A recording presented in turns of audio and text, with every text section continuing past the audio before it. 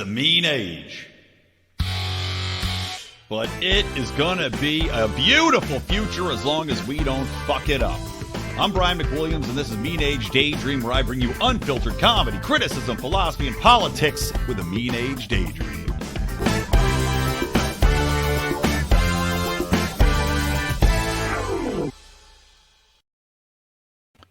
Welcome, everybody, to Mean Age Daydream. There's confused looks on the face of at least John Odermatt, who's joining me today.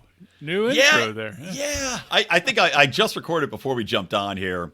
I probably will take out the part where I say fucking. I don't want that at the start of every episode. But for this one, it's fine. Just immediately, it's censored or whatever. It marked explicit immediately.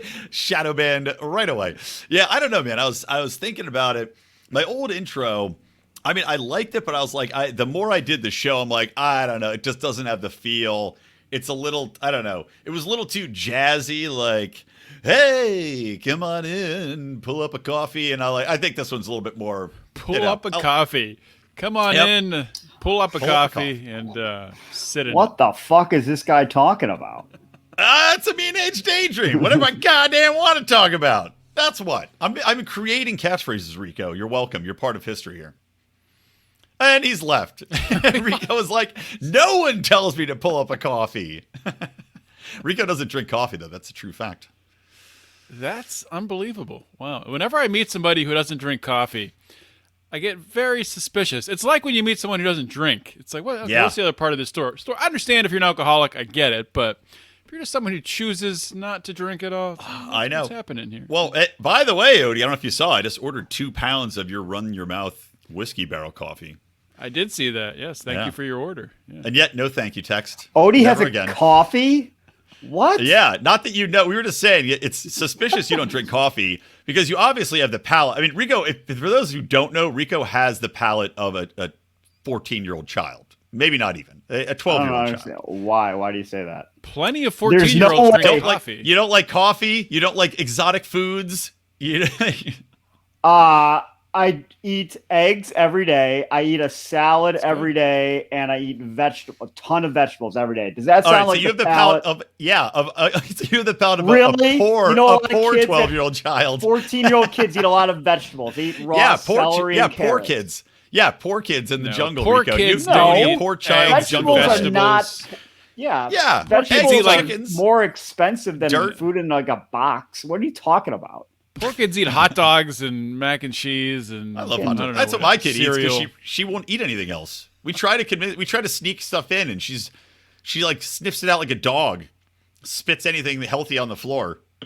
She's like, only processed foods. Pour the cheese powder directly in my mouth. Cut it up with a razor, Dad. You don't see food stamps being spent on fresh, wholesome food. It's all food in a box or a bag, bro. It's all spent on alcohol and cigarettes. That's what food stamps actually go towards. Thank God for that. Yeah. All right, well, welcome to Mean Age Daydream, everybody. Very special episode today. We've got special guests here, John Odermatt, of course, my fellow Lion of Liberty here, and host of the Finding Freedom Monday show on the network. And also, our exceptionally talented legal counsel, the one and the only Rico, is also here to join us. Gentlemen, welcome. Yeah, I'm confused. Like you asked me to. You didn't ask. You're like, when are we doing this podcast? I asked you guys to do it. Agreeing or wanting to watch Quantum Leap reboot, or 2 talk about it. But you're just like, yeah, when are we doing it? Of Brian mentioning something about Quantum Leap and us acknowledging what he said, and then all of a sudden we're doing a podcast. I don't know. I literally said, I want to do a Quantum Leap podcast about it, talking about the show, because we were talking about it on Degenerate Gamblers, which is our gambling and storytelling show behind the Patreon paywall, patreon.com/Lions of Liberty or lionsofliberty.locals.com. And also we have a Rumble channel now linked to our locals, so check that out. But yeah, I mentioned it and I was like, I don't understand how this show will be able to exist. It's got an Asian lead character now, because I guess they couldn't get original Sam Beckett, I'm blanking on his name, Scott Bakula. And that's a question about the show we'll get into when we talk about it. So it's an Asian dude who's jumping around into all these different characters, but he's going to be in different people of different skin colors. So I'm like, how is this going to work in our woke world? And that was kind of the concept for talking about the new reboot. So I was like, why not? This show, it's not all politics here all the time. We can do a little culture stuff. You guys didn't enjoy culture, politics bleed into culture? Or, or would this guy just randomly have an androgynous like best friend? Oh, that was hold on. I want to get into that because yes, that was funny. Within 1 minute, it's like, and there's the non-binary, but we'll get into that in a minute. Because before we get into actual quantum leap talk, I wanted to talk to you guys about this breaking story, which I don't know if you saw or not, from a couple of days ago, about the judge ordering the FBI to produce information from Seth Rich's laptop. Seth Rich, who of course is the Democrat operative employee, he worked for the DNC, who was found murdered in a quote-unquote robbery wherein they took none of his belongings, didn't touch his wallet, shot him in the back, and then left everything of value on him, yet was claimed to be a robbery. And this is after it was linked, or he was rumored to be linked to the emails from the DNC that were leaked about Hillary Clinton and kind of exposing her shittiness and Podesta and all that good stuff, which they claim was a hack by the Russians. Of course, we know that is also not true. So it's interesting to see that now Seth Rich's laptop information has been ordered to be released, and not by some government investigation, but just to some guy. Some dude. The Freedom of Information Act request, I believe. Wasn't it like Judicial Watch who filed it initially? From what I read, I think it was, whether it was Judicial Watch or something, it was a Freedom of Information request. Yeah. And then FBI's like, yeah, no, we don't got anything. What are you talking about? And judge is like, they went through the back and forth, and judge, and they're like, oh, well, yeah, we do have like 17,000 pages of documents, but you don't want to see that. It's like, wait a minute, you just said you didn't have anything. It's such a fucking joke. And the reasoning too, when they're like, here's why, because the privacy of the family. And you're like, what does the privacy of the family have to do with released DNC? It's a murder investigation. Yeah. We're not going to investigate this murder out of sensitivity to the victim's family. See how that goes. It's the opposite of every movie you've seen where the family goes out for justice. It's the opposite of like, what's those movies with Charles Bronson, where it's like, dead watch. Yeah. Well, the family doesn't want to get implicated in this somehow and get murdered by Hillary Clinton. That's true. Cover Well, their they don't asses. have the laptop. I don't know that they're really involved. It's just such a joke that these government agencies can just lie with impunity. Nope. Like they lie to judges and the court constantly, just blatant lies. No one gets in trouble. Not even a suggestion that anyone should have any kind of repercussion for lying. But if you were to lie to them when you're not under oath, you're arrested. Or misremember. Not even intentionally lying. Just get a date wrong. Yeah. I remember buying milk. What was the expiration date on that milk? October 17th? I don't really remember. Turns out the expiration date on that gallon of milk. I think it's even worse with like Michael Flynn. They're like, so you had a call with this guy and you talked about this, right? He's like, yeah, I guess so. Yeah. He's like, no, aha, you talked about that. Like, what?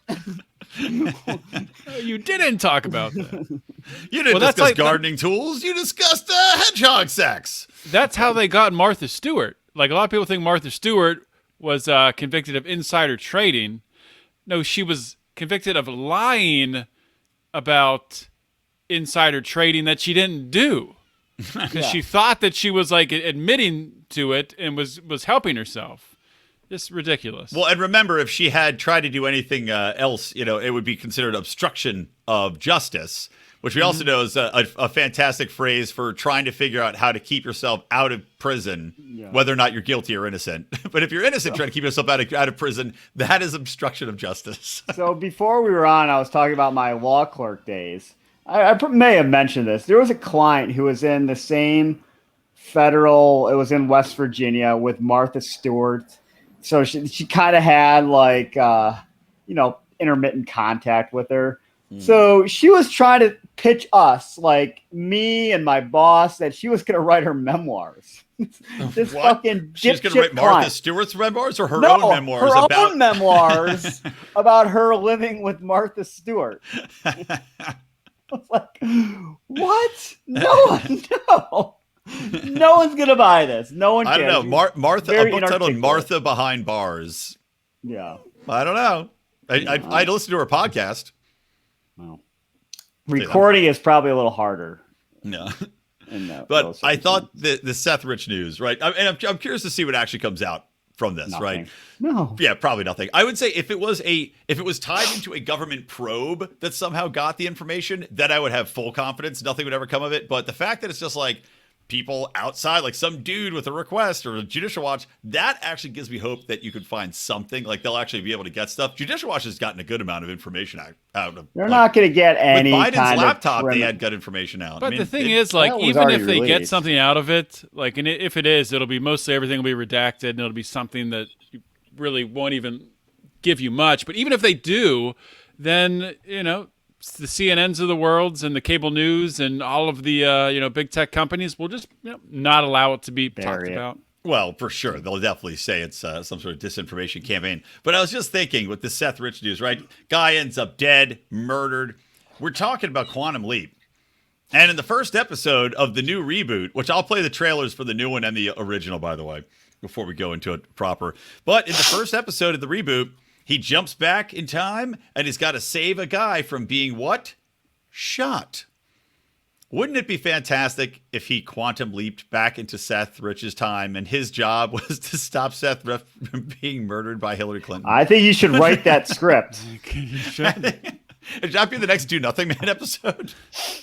You write that script, send it to NBC, and see if they respond.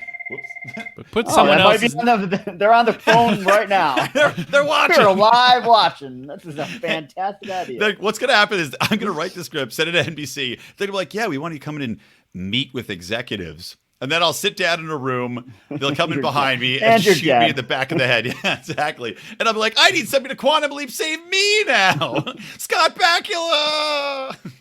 Was that like a call center phone, or are you like operating it sounded like a landline, like traditional ringer. I haven't heard a phone ring like that in years. It is, man. No, I have an internet-based ISL, internet service line, physical handset phone, because for my job it's easier than doing it all on my phone, and it's like a business expense. I just write it off. But it's actually nice to have it because I can just do speakerphone, I can conference call and all that shit. So I have that phone on my desk, and the old school, like out of the office, which is annoying because if I'm watching episodes of The Office ever, the phones ring on the show and I jump up like it's my phone. Who is it? Keeps calling me. Keep hanging up. I can hear you breathing. Yeah. So anyway, Quantum Seth Rich is the name of this episode. So let me play the original trailer and the original show we'll talk about because it was awesome. But did you guys ever watch the original show? Have you seen any of the original Quantum Leap? I did. I don't remember it hardly at all, but I definitely watched it. Yeah, I watched I'm the same. They rerun it on like Comet Network or something. So I've seen it somewhat recently where I was like, oh shit, all right. So here's the original Quantum Leap. Death is a doorway. We shed one skin and put on another and leap. Of course it's me. You think I'm gonna let you go through this alone? It was easier to write theme songs back in the day. City man, you figure it out. Al, I used to be a doctor. I can't help him die. I bled him till the snow turned red. He looked like you. What is wrong with me? I spend half the time saying I'm sorry and the rest of the time cleaning up my mistakes. Why are you here? Yeah. Just I can't let you marry a man you're not in love with. You can't lose sight of your own happiness.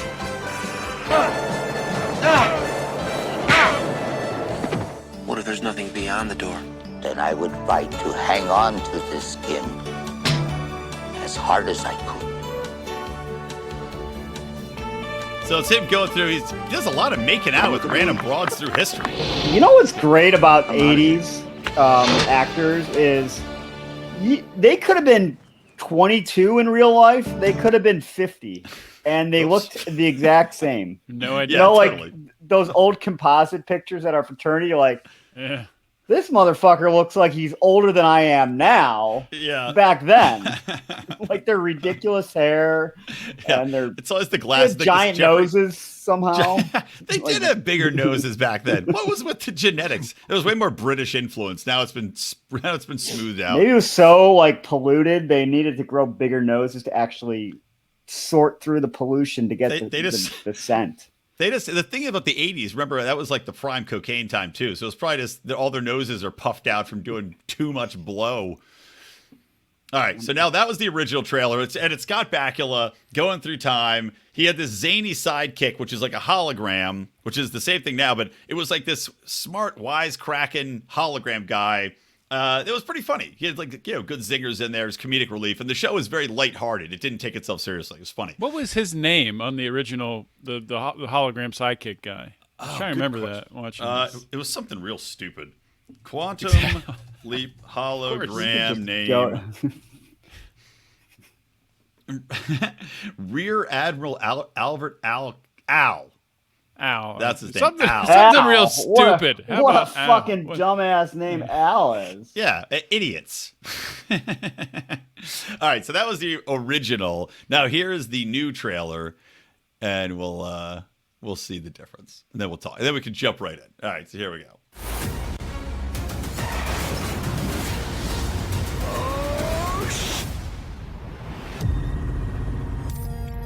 Loading up crap in a computer. The adventure of all time. Bigger than anything you can imagine. So this time, it's an Asian dude. And he's a scientist. And he leaps back in time into a white criminal's body in this pilot trailer. How did I get here? 1985. This can't be right. Ben! We've been trying to find you for hours. Do I know you? You don't remember me. I don't remember anything. He remembers. He's just like, I made a bad choice. He's like, I need a chick with a smaller jaw. I'll explain everything later. Just get in the van. What do I do? What do? You're the getaway man. Get us away, You man. can do this, all right? Put it in first and punch him. Let's go. Of course, it had both times. He leaps into these people with no idea where, what they're doing, what time it is. He has to figure it out. That's part of the premise of the show. Explanation now. Your name is Dr. Ben Song. You're from the year 2022. You were the lead physicist on a top secret project called Quantum Leap. You're a time traveler. I'm Addison Augustine. We work together. We'll talk about this. I hate this Obviously, I fucking time dynamic. travel into too. other people, so beam me up. It's not that simple. You leap into people to help them or someone around them, changing history for the better. No matter what happens, Ben, look out! I am going to be with you every step of the way until we get you home. How about that? You just have this nagging woman with you all the time. Anyway, that's good enough. I'll be with you throughout history. Ugh, great.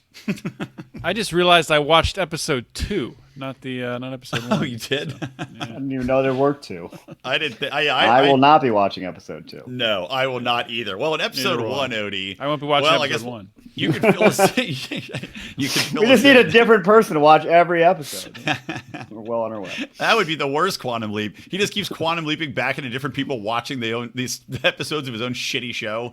He's like, no. All right, so it's picking up where the first one left off, right? The original, and which is weird, right? Because they go back in the first episode. He goes, well, we're gonna go back. Dr. Sam Beckett, aka Scott Bakula, was lost in time, right? Because they're like, oh, we never. Is that how he the never show came back. ended? I didn't. That's what I was wondering. Did they not? Did they just like cancel it? And it's like, well, I Never- swear no I happy ending. saw like the last episode, and I didn't even really watch the show, but I thought I watched the last episode. But I don't really I guess he remember. didn't It was make it back 25 then. years ago. Yeah. yeah, because I was wondering the same thing. Like they're trying to find him. Usually they would have a happy resolution. Well, I was wondering if like Scott Bakula would be on the show. Like it seems like that's open-ended, right? I think I was reading some article because the reviews for this have not been kind. It has like a 43% really? on Rotten Tomatoes. Shocking. Yeah. And they're saying, they're like, well, the only thing that could save this show would be Scott Bakula coming back. But right now, I don't think there's any confirmation that's happening. So they're trying to find him. They did a flashback. Like basically they use like a hologram projection of him. Be like, hey, here's his face at least, guys who enjoy the original. But with this new dude. And let's just talk about the characters. The main guy is Ben Song. He's the new time traveling dude. He's got, as Rico mentioned, within 1 minute, some like, I don't know, non-binary male Ellen DeGeneres sidekick, best friend sidekick. Yeah. Anything else to add to that? Well, it's just like, oh, really? And it was just the opening scene. I didn't think the show was terrible. The opening scene was just so dumb, though. Yeah. Like, it made me, if I wasn't watching for this, I would have just turned it off. Because the opening scene is like just this awkward encounter with terrible friend banter. And then the androgynous dude is arguing like, oh, he's about to beat the shit out of the bartender. And then they cut to the scene. He's like, can you play this song? Like, why can't you play? And I'm like, what? Yeah. Where did you get this? And then it's arguing for a stupid song. And then the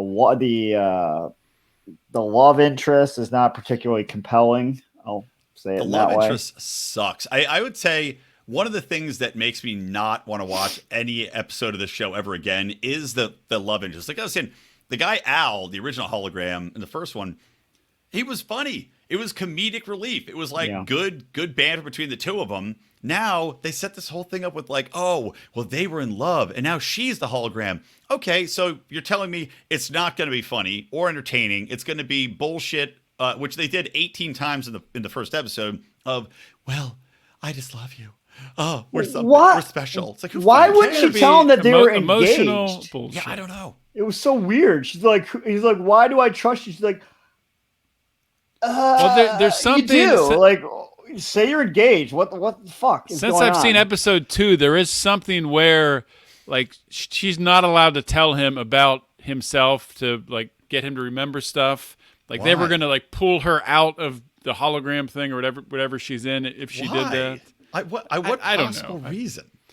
I had a hard time following it since I missed episode 1, apparentody. I was wondering why they just throw right into this. It's like, what the hell is even going on here? Episode 1 only did a half good job of explaining it to begin with, by the way. Oh, by the way, one thing that did even out non-binary Ellen DeGeneres was Winston Zeddemore looking great. Who's that? Is that the black chick? Yeah, the black dude is Winston from Ghostbusters. Really? Like, I'm blanking on his name. Ernie Hudson? Yeah. I didn't remember that was his name from Ghostbusters. Yeah, that's Ernie. That's Ernie. He looks good. I just figured it was the black chick with the short hair. It was called, or character was Winston for some reason. No. You never know with fucking 2022 programming. No, true. But yeah, the dynamic with his chick blows. She is, by the way, they wrote in lines that are supposed to be jokes and supposed to be funny for her, but she has zero charisma and zero comedic timing to pull it off. Where is she from? Like, why is she cast? I have no clue. I didn't think he was good either. Like, the lead guy is a comedic actor. Like, he was on a sitcom about like an Asian family that was quickly canceled because they said it was stereotypical towards Asians. It was funny with an Asian writer and all Asian cast. They're like, this is stereotypical. This is her second. This is her first like ever on her IMDb. She was in one short, like an 8-minute V for vodka, whatever that is. And then this. How do you go from that to this?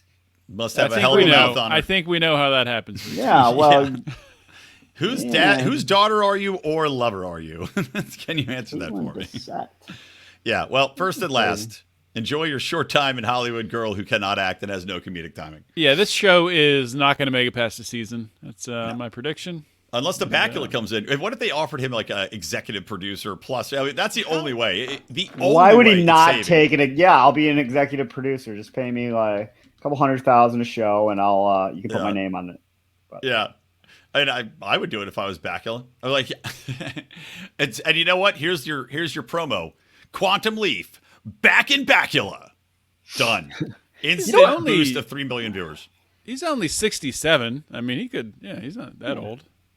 Well, again, he's one of those guys, as Rico was saying, that you never know how old he is. He looks the exact same at 67 as he did at 35. Yeah, he was 35 when the show started. I just looked it up. Yeah. So you know what made no sense is in the show, the whatever the main character's name is, he jumps without telling anyone. Yeah. But he's jumping to save a guy who already died. So like, what's the rush, pal? I mean, you could do this tomorrow. You could do it in 5 years. You're going back in time to a guy who's already dead. Well, you can do this at any fucking point in your life until you die. Yeah. So why did you do it now? It doesn't no sense. That's the problem with scientists. Maybe he really they don't have the street smarts. They don't think that through. Right? Like I'll go see that guy tomorrow. He's already dead. You know, his time machine's not going anywhere. Yeah, the practicality. What's the difference? By the way, they never explain in either show. Like in this one, they also don't explain it.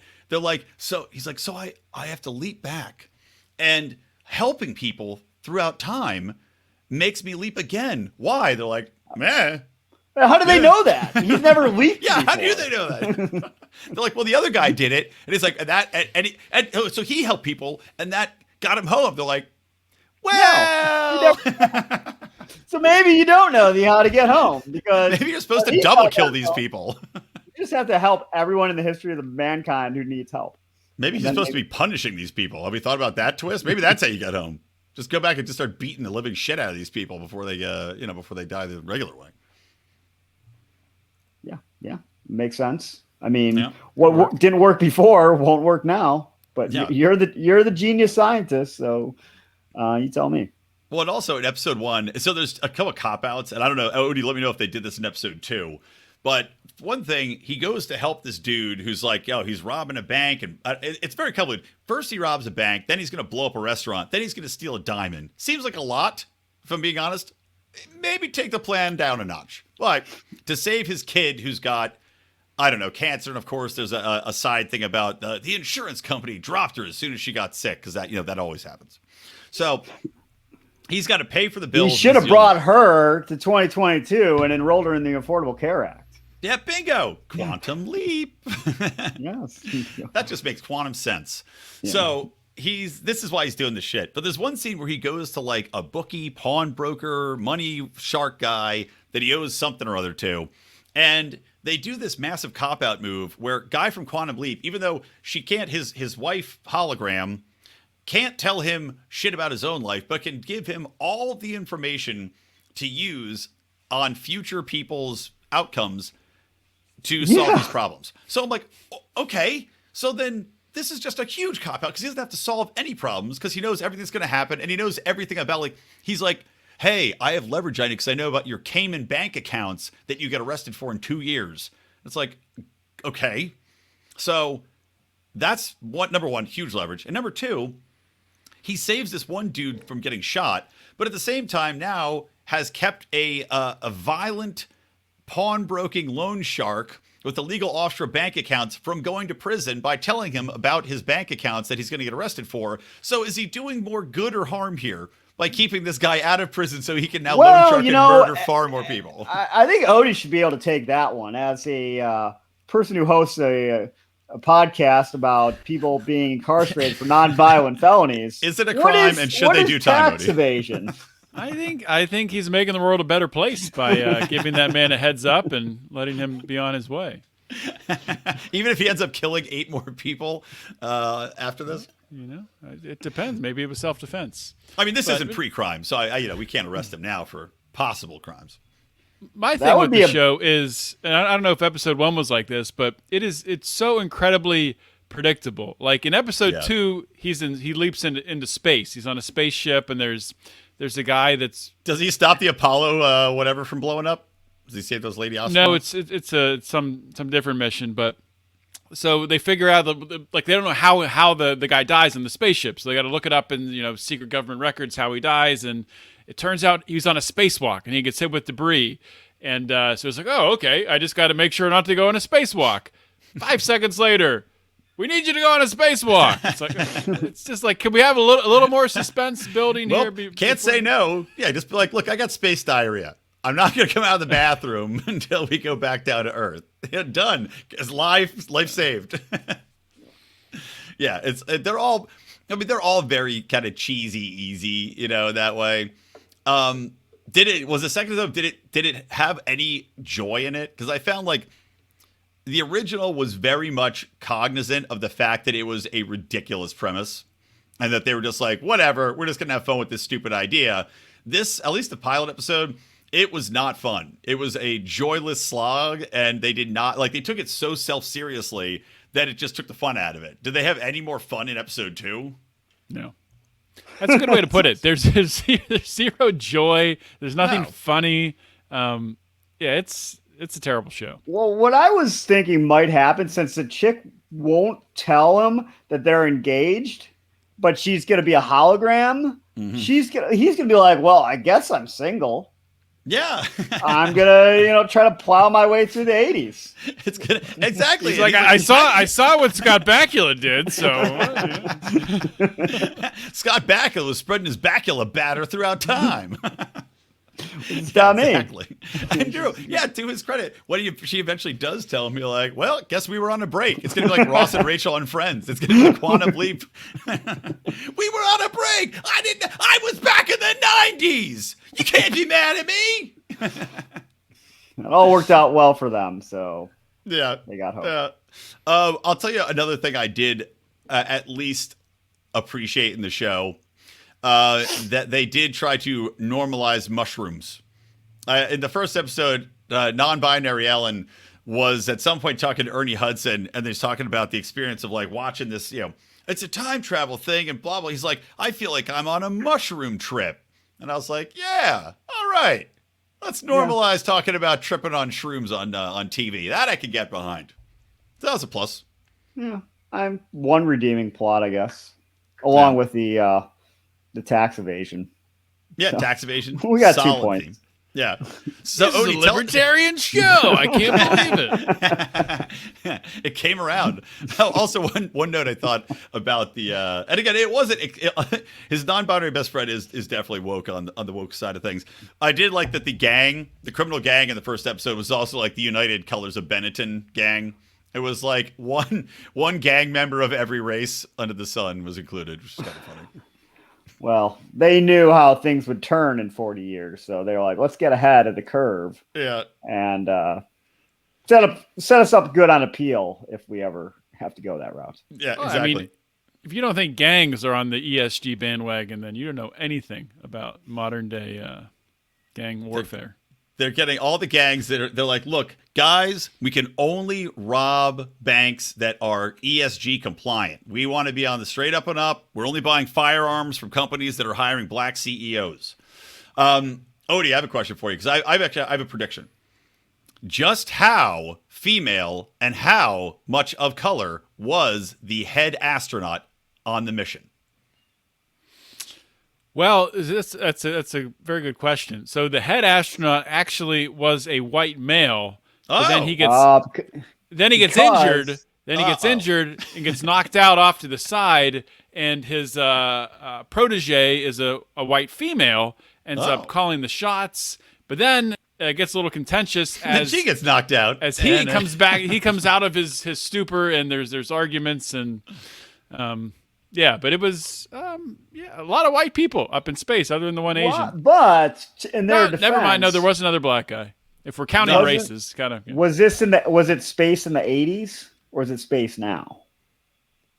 That was in the 80s, or maybe even earlier. Yeah. It was earlier. It was like maybe 60s, 70s. Yeah, so I guess they're like, guys, we got to keep them white. I mean, come on. I mean, those races back then would only hire white astronauts. That wouldn't be what we would do. I would like it if they retrofitted Buzz Aldrin with just a big fat pair of tits. They're like, there you go. We're making it. Buzz Aldrin's is like, we never walked on the moon. It's all bullshit. No, I'm wrong. It's the Space Shuttle Atlantis, 1998. Oh. What? Is that a real space shuttle? Is that real thing? The outfit he had on looked like it was like a moon man from the 60s. It didn't look like a 90s. Well, as we know with space technology, hasn't changed at all since the 60s. Exactly the same. Exact same. I'm surprised they were the astronaut thing, but I guess they had to do it. I just remember like this to show this. It's called The Expanse. I've been watching it on Amazon Prime, and it's not a bad show. It's not like it doesn't piss me off on a regular basis or anything. But it is funny because it's predictable. Every single person that's in charge of anything is always like a woman or a woman of color. It's just every single time. This is why things are always going wrong on the show. You can't put a woman in charge. What are they thinking? Are they always 20 minutes late for everything? Always late. There's always a lot of random fluids leaking around the station, if you know what I mean. Everything grinds to a halt for about a week once a month. Yeah. Productivity. So the whole thing about the Atlantis story, though, in Quantum Leap episode 2 is all fake, though. There was a space shuttle Atlantis, but nothing that happened in the show actually happened. So no, it's too bad. Well, you can't believe anything Hollywood does anymore. That much is clear. They should just go back, and obviously it's going to be a left-leaning show. Just go back to 2016 and stop the election. And elect Hillary Clinton. They'll get so many people to watch. They'll be so happy. Totally. You gotta watch the show. Everything becomes so perfect in our world. Oh, by the way, I just remembered something goofy from the show that I was watching with Sandy, and she started laughing at it. Again, Ellen on the show was talking about something, and is all fucked up, and he goes, "Well, this is a real cluster cuss." Did you catch that? No. Wow. It's one of those things you go, look, if you're not going to say clusterfuck, just submit a different line, like cluster cuss. You can just say this is a real cluster. I mean, can somebody pull up a cup of coffee and tell me about this cluster cuss? Would you smack someone and they're like, what the fuck are you talking about? Look, we're all adults in this room. If you're going to say, again, don't obfuscate it with summon in some stupid word. Just say something else. Just like, this is really boned. It's just annoying. Any other thoughts on this? Otherwise, we can wrap it up pretty quick. Oh, thanks for making me watch. I really appreciated it. You're welcome. Why do you know? You know, one of these days you're going to find a show that you truly love, Rico. There's plenty of shows that I'm watching that I like. Just none that you want to do a podcast about. No, I want to do more podcasts. What the hell? No thanks. That should be the title of our new podcast. You know what? I will say I stopped. I did not watch 90 Day Fiance this season because all the people I have seen before and just didn't want to be involved in their world anymore. And I do feel like lighter and freer. Not your watching soul's been set free. Yeah, I'm like, oh, it's so nice not having to watch these just utter turds. Well, that was 2 hours of turds. I mean, that's an hour too long. Yeah, it's way too much. Odie, are you still watching Below Deck? Have you continued? No. I would, though. I just never think to watch it. I did enjoy watching Below Deck. I still want to watch Snowflake Mountain. I forgot you were telling us about that show. Yeah, I recommend it. Did you finish it? Did any of the snowflakes make it? Yeah, and they all, I mean, that's the thing about it. They all ended up, learning something about themselves and turning into not halfway decent people, but functioning human beings. Still terrible. Still terrible, but a little bit better. Slightly tolerable instead of just complete and total I wouldn't even call them assholes. tolerable, but it's still a good show. So you'd hit them if they were walking across the street with your car, but you wouldn't back over them to finish the job. You'd give them a fighting chance to survive. Probably. All right. Well, that's a good way to go at it. All right, gentlemen. Well, thank you. Thank you all for listening to Mean Age Daydream, talking about Quantum Leap into Seth Rich. And, of course, support us on Patreon, guys. We just did our Conspiracy Corner, which has now been redubbed to Secrets, Lies, and Cover-Ups. And, by the way, I have another idea for a new episode. I was watching The Simpsons, and I have some conspiracy theories about The Simpsons and how it's been intentionally made shitty because it was actually more undermining of the leftist worldview in the past. But I think that'll be a fun thing to talk Didn't we about. just talk about The Simpsons recently? Was Yeah. was that on Degenerate Gamblers? I think it was. That was, yeah. I don't know, maybe. Could be. I had an idea. The next one I want to do. It's about a person, and his name is Lindsey Graham. All right. We could probably double it up unless you think that'll be a whole episode worth. I'm sure I could find plenty of things to talk nasty about him. Let's do it. Excellent. But not done. anytime soon. I can't wait to hear No, JB we'll do defend Lindsey Graham. It's gonna be great. Yeah. That's really why I picked it. So he'd have to go on record. He was like, I have to take the opposite position. Everything. So Lindsey Graham, good. He is contrarian. All right. Well, anyway, listen to that. Patreon.com/Lions of Liberty and lionsofliberty.locals.com, guys. Get on in there. We're doing our degenerate gamblers, shit talking, and of course, my good morning fuckhead rants. All that good stuff and more. All right. That's it. Thanks for listening. John Odermatt. Check out Fighting Freedom every Monday. And, of course, Rico, our legal counsel. You can support Rico and his legal endeavors by going to www.youbadlawyer.com, which was taken directly from a client complaint. I thought it was a compliment. It is in a way. It's in the eye of the beholder. Rico thought she was coming on to him. Oh, you bad You lawyer. a bad lawyer. You a bad mamma jamma. My All right, worldview is goodbye. shaken.